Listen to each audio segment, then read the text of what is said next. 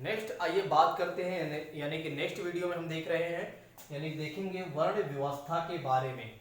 ठीक है, वर्ण व्यवस्था की बात करें तो यहाँ पर यानी कि एक तरीके से जो हमारे यहाँ चार वर्ण आज भी मिलते हैं, यहाँ पर माना जाता है कि यहाँ पर उत्पत्ति हो चुकी थी।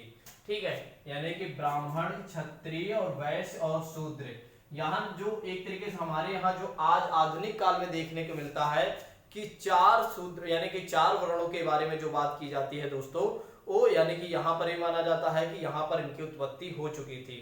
ठीक है, इस काल में माना जाता है, यानी कि ऋग वैदिक काल में माना जाता है कि चार वर्ण हुआ करते थे। ठीक है, ब्राह्मण, क्षत्रिय, वैश्य और शूद्र के बारे में बताया जाता है दोस्तों। आइए बात करते हैं आगे की, आइए बात करते हैं आगे की यहाँ का खान पान कैसे रहा होगा। ठीक है, इनके खाने पाने यानी कि खान पान का मतलब क्या खाते थे और क्या नहीं खाते थे, आइए बात करते हैं। इनके खान पान की बात करें तो ये शाकाहारी और मांसाहारी दोनों प्रकार के भोजन करते थे। ठीक है, एक ऐसा भोजन करते थे शाकाहारी शाकाहारी और मांसाहारी और मांसाहारी दोनों प्रकार के भोजन को ये करते थे। ठीक है, यानी कि इनका जीवन कैसे हुआ करता था, एक तरीके से ऐसे कह सकते हैं ये सर्वाहारी हुआ करते थे। ठीक है, जैसे मनुष्य क्या है, सर्वाहारी है, तो इनका जीवन कैसे हुआ करता था, शाकाहारी और मांसाहारी दोनों तरह के भोजन को करते थे दोस्तों। ठीक है, आइए बात करते हैं आगे की। ठीक है, अगर मांसाहारी की बात करें तो ये क्या क्या चीजें खाते थे। ठीक है, तो इनकी बात करें मांसाहारी में तो ये भेड़, बकरियों आदि के मांस का प्रयोग करते थे। लेकिन एक चीज मैं आपको बताता हूं, यहाँ पर गाय को अघन्या कहा गया है। गाय को क्या कहा गया है, अघन्या कहा गया है गाय को। ठीक है, यहां पर कहा गया है गाय को अघन्या कहा गया, क्या कहा गया है, अघन्या कहा गया है, यानी कि गाय का वध नहीं करना है। तो यानी कि एक तरीके से ऐसे कहा जा सकता है कि यहाँ पर हिंदू एक तरीके से रहा होगा, हिंदू का प्रचलन रहा होगा। ठीक है, हिंदू व्यवस्था यहाँ पर, हिंदुत्ववादी व्यवस्था यहाँ पर रही होगी। ठीक है, ऐसा मान सकते हैं क्योंकि गाय को जघन्य बोला गया, सॉरी अघन्या बोला गया है। अघन्या इसलिए बोला गया है दोस्तों, इनका मानना है कि गाय का वध नहीं करना चाहिए। ठीक, और एक चीज ये भी बताया जाता है कि ऋग्वेद में मछली का भी उल्लेख नहीं मिलता है। ऋग्वेद में मछली के बारे में भी कोई जानकारी नहीं मिलती है, मछली के बारे में भी कोई जानकारी नहीं मिलती है। ठीक, ये भी ध्यान रखना। ठीक है, गाय को अघन्या माना गया है, बहुत बार प्रश्न पूछा जाता है कि गाय को अघन्या माना गया है किस काल में, तो ऋग वैदिक काल में माना गया है, गाय को अघन्या माना गया है। क्यों माना गया है, क्योंकि उनका मानना है कि गाय का वध नहीं करना चाहिए। तो यानी कि एक तरीके से ऐसे हम कह सकते हैं यहां हिंदूवादी समाज रहा होगा। ठीक, आइए बात करते हैं आगे की। ठीक है, नेक्स्ट आभूषणों की बात कर लेते हैं। आभूषण यानी कि आभूषण क्या ये लोग पहनते थे कि नहीं दोस्तों, आभूषण क्या ये लोग पहनते थे कि नहीं दोस्तों। तो आभूषण की यदि हम बात करें दोस्तों, तो स्त्री पुरुष दोनों ही आभूषण के प्रेमी हुआ करते थे। स्त्री और पुरुष दोनों ही आभूषण के प्रेमी हुआ करते थे। कौन कौन दोस्तों, स्त्री भी और पुरुष भी किसके प्रेमी हुआ करते थे, आभूषण, यानी कि ये लोग आभूषण ज्यादा पहनते थे। ठीक है, जैसे कि आपने देखा सिंधु घाटी सभ्यता और हड़प्पा सभ्यता जब मैं आपको पढ़ा रहा था, तो वहां पर स्त्रियां सबसे ज्यादा क्या करते थे, आभूषण पहनती थी। ठीक है, यहाँ पर स्त्री और पुरुष दोनों ही आभूषण के शौकीन हुआ करते थे दोस्तों। ठीक है, आइए बात करते हैं अगली बात, मनोरंजन के साधन के लिए लोग क्या करते थे। अगर मनोरंजन की बात करें, घोड़ों एवं रथों की शौकीन हुआ करते थे।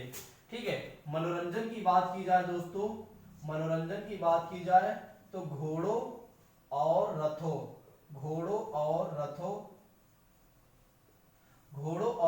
आदि के क्या हुआ करते थे, शौकीन हुआ करते थे। ठीक है, और नेक्स्ट बात करते हैं इनकी और भी क्या चीजें हुआ करते थे मनोरंजन के लिए, वाद्य संगीत और नाच गाना, जुआ खेलना आदि पसंद करते थे। ये क्या करते थे, नाच गाना और जुआ आदि क्या करते थे, आदि खेलना पसंद करते थे।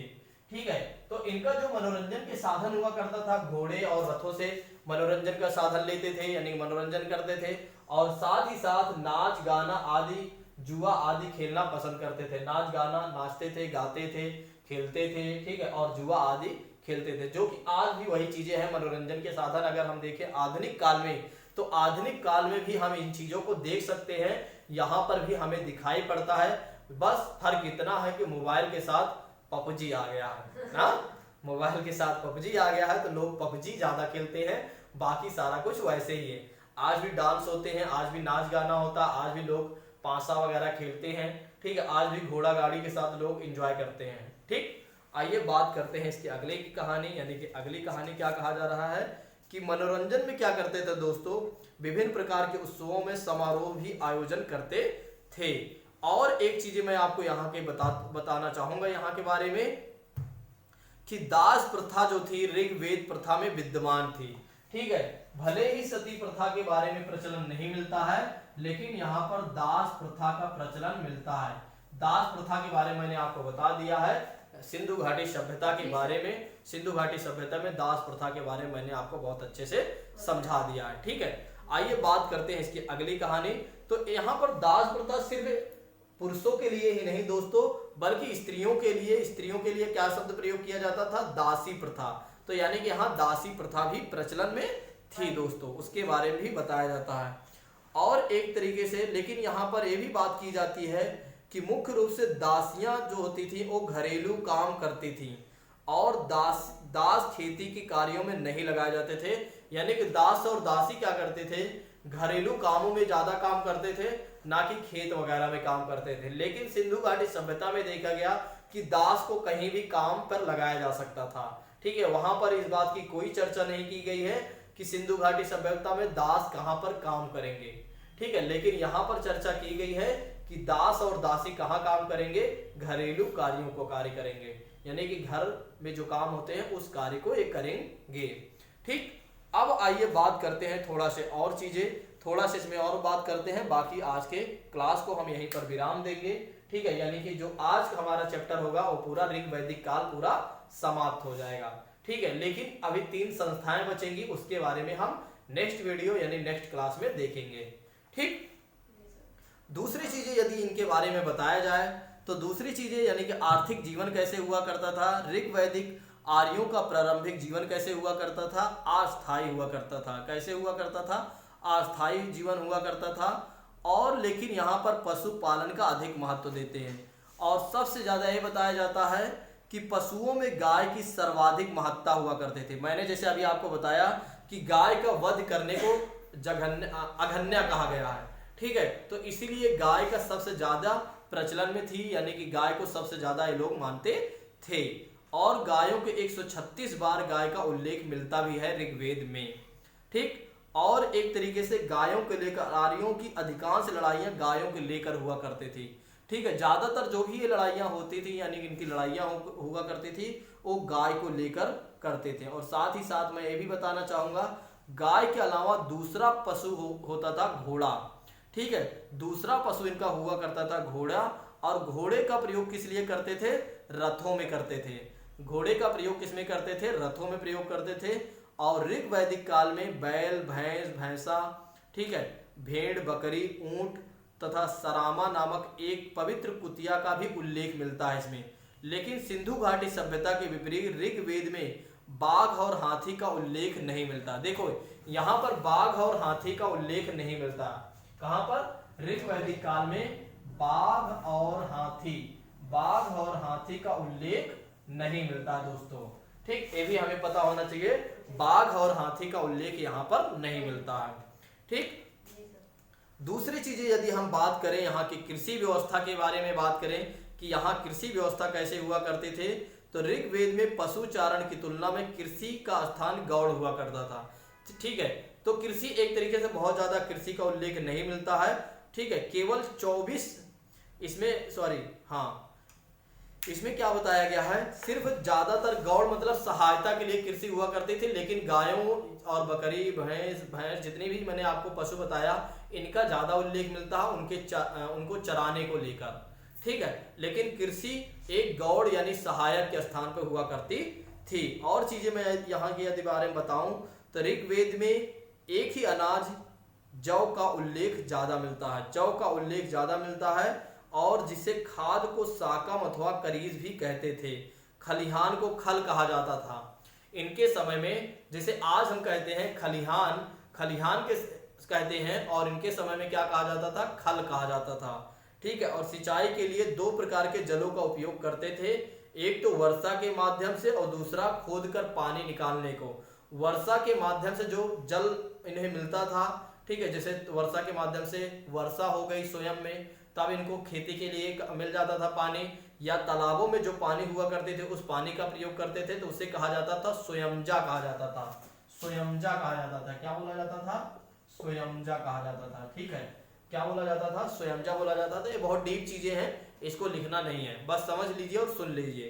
ठीक है, और खनित्रमा, खनित्रमा उसे कहते थे जब ये लोग क्या करते थे, पानी को खोद कर, यानी कि खोद कर, जमीन को खोद कर पानी निकालते थे, जैसे कुआं वगैरह जो होते थे उसका पानी निकालने वाले को क्या कहा जाता था, खनित्रमा कहा जाता था। ठीक, तो ये सारी चीजें जो डीपली नॉलेज है, ये आपके एग्जाम में आएगा नहीं।